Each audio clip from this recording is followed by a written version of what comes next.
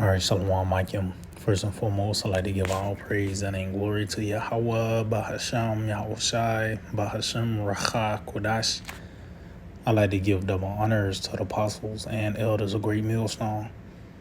I'd like to say Shalom to the elect that's teaching His word in all truth, faith, and sincerity. And today I just want to tie this lesson, the profession of prophecy. And that's what we're saying. Everything is coming to a head. The thing that's taking place on the planet Earth is an effort to overthrow the so-called white man. This is the intent and purpose of Yahweh Shema Shah. Matter of fact, let's start off with that in the book of Jeremiah 30. Jeremiah chapter 30, verse 24, it reads, "The fierce anger of the Lord shall not return until he have done it, and until he have performed the intents of his heart." See? So the first anger of Yahweh Shema Shai is, it's going to be poured out without fury. And it says, it said he's going to perform the intents of his heart. That's throughout the scriptures, man. Throughout the scriptures, it talks about Yahweh Shema Shai violently overthrowing this place. Even with these previous kingdoms, such as Egypt, Babylon, Nineveh, those were preludes to what Yahweh Shema Shai was going to do in this time. It says, "In the latter days ye shall consider it." So this is when the Lord was set to pour forth his wrath. In the latter days, the last days, the end of the world, the end of this age, the succession of these kingdoms, which is capped off by Esau, Edom, the so-called white man ruler. And it says, "You shall consider it," which, people in this time, you actually have to entertain the idea of World War III. You have to entertain that idea of the charagma, that sea help being the MOTB. And also one of the definitions for that word consider is to teach. So it's a doctrine out there that's teaching the fierce anger of Yahweh Shema Shai, which you see here at Great Millstone, man. And everything that come with it, Jacob's trouble. This great famine that's set to befall this place. That hour of temptation which we're approaching that event, man. And how do we know? Because now everything is beginning to flourish and becoming to its perfection. Matter of fact, let's get this in the book of Isaiah chapter 55 and verse 10. It reads, "For as the rain cometh down and the snow from heaven, and returneth not thither." So as you can see, this is from on high. And it said, "and returneth not thither," because ultimately the words of Yahweh Shema Shai don't go out in vain. It says, "But watereth the earth, and maketh it bring forth and bud." So the words of Yahweh Shema Shai is what's bringing these things into flourishing. Constantly talking about concentration camps. And then all of a sudden, you see concentration camps. We talk about the famine. In the spirit now, what do you see? Fuck hearing about recalls now. You're hearing about just the processing plant itself burning down. World War III. That has been the talk of the world now. Everybody on the edge of their seats concerning this war that's about to take place. And the charagma as well. That has been a talk. Concerning this digital transition, that this system is going through. And this is bring forth and bud, meaning Ultimately, you're going to see it because now there's an article, a news clip, an interview, or you personally witnessing prophecy take place, man. You know, you actually experiencing, because we all, in one way, form or fashion, is going to experience prophecy, especially when the hour of temptation. That's why I say it's going to try the whole world, to try them that dwell upon the earth. You know, it says that it may give seed to the sower and bread to the eater. So as these things take place upon the planet Earth, it's actually filling our desires. It talks about how our bread should not fail. Which, what our Lord said, that the water that he's going to give us, we shall never thirst again. It says, so shall my word be that goeth forth out of my mouth. So the mouth of Yahweh Shema Shai is the prophets. So that's what you're seeing. Matter of fact, let's get some real quick in the book of Samuel. 1 Samuel 3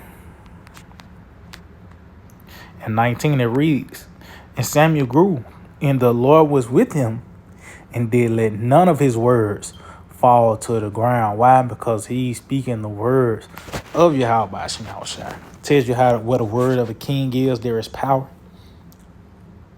And Samuel was a possessor of the word of the king. So, of course, it was going to come through. Why you think they trembled when they seen Samuel, man? When he came to Bethlehem, they trembled, man. Why? Because of the previous encounters.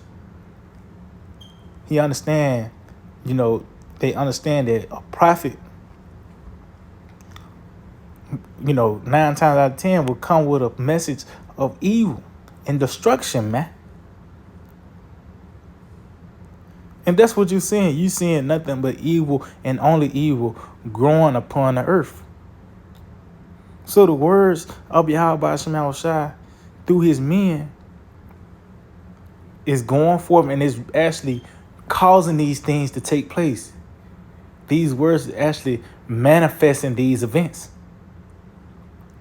It says, verse 11 again, it says, so shall my word be that goeth forth out of my mouth. It shall not return unto me void. See? As we just read, the Lord didn't let Samuel words fall to the ground. Just like how you see today, you see the apostles, starting the apostle high on down, the elders, talking about the concentration camps, talking about famine, the troubles that was set to take place upon the planet Earth.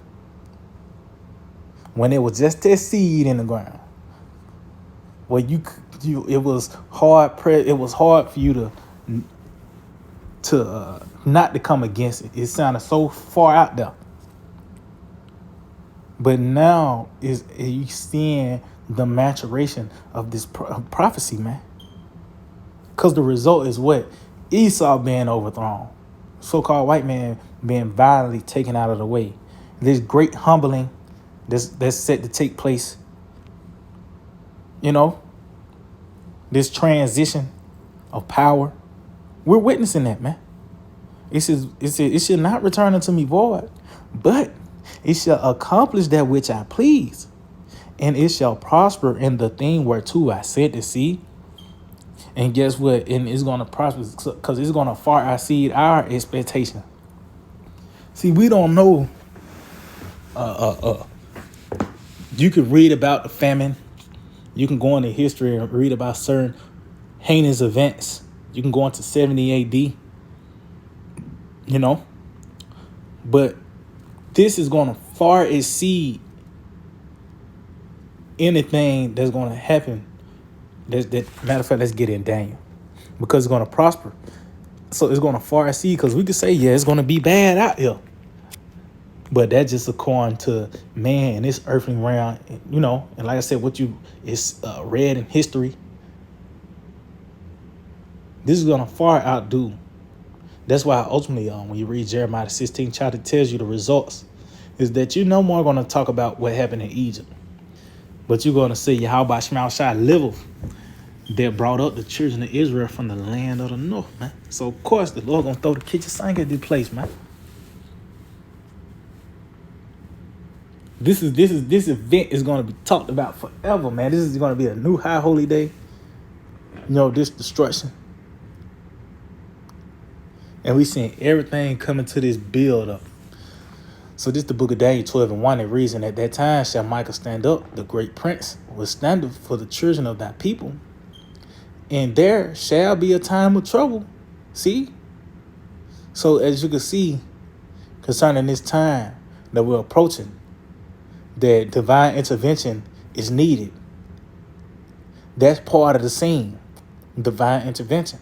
Why? Because there's going to be a time of trouble, such as never was since there was a nation, even to that same time. So just like I said, just going back into history, going into certain events that took place, as I mentioned, 7 AD. You could throw in a transatlantic slave trade, which those were horrible events that took place to the nation of Israel. Talk about how there was nothing, pretty much there was nothing done under the sun that happened to Israel when you read Daniel 9 and 11. But this is going to top all that, the time we're in, to where now mechanical dogs is on the scene. Newly created creatures. Esau, his technology and weaponry. It says, and at that time, thy people shall be delivered. Every one that shall be found written in the book, those that are in Yahushua. Thy people, which is concerning the elect Jerusalem. Those are the ones that's going to receive the peace and mercy, man. And this is the time that we're in, and it's being made known and manifest by the events that's happening on the earth. Everything is now coming into its fullness. We seeing wickedness at its height. The rebellion, pride, everything is at its highest degree now. So this final scene is becoming clearer and clearer, man. Talks about how the path of the just. Why? Because we see things through the testimony of Yahushua, which is the spirit of prophecy, man. But everything is coming into its perfection. So matter of fact,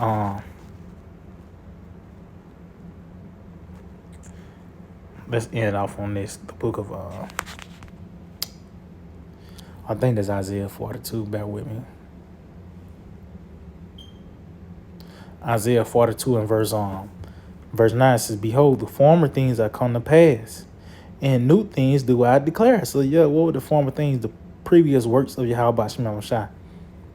The flood, Sodom and Gomorrah, Egypt. And guess what? Those things were declared. Those works were declared by his men. Noah, Lot. You had Moses and Aaron go to Pharaoh. Those works were declared. Then when it took place, who else could you say it was but Yahweh Hashem Yahushua? So this is what we're saying now. New things are being declared. In this time, we talk about World War III. We saying Yahweh Hashem Yahushua is doing that. He's stirring these things up. The Karama, this hour of temptation, that sea hip, that's the thing that's being declared in this time right here, this age, in this lifetime. Is evidence that's backing it up. That's, proving that the scriptures is alive and well, man. And that it shows that this is a futuristic book. Because concerning the Charagma, that's the new thing now. You're hearing about different forms of palm payments now. Let's say the WEF, they just had their meeting. You got CBDCs, but it's being declared. It's being declared. Now you're seeing it manifest. That plant of the Charagma is coming into its perfection. That plant, that flower of World War III is budding forth. It says, before they spring forth, I tell you of them. See, so now we witnessing the perfection of it.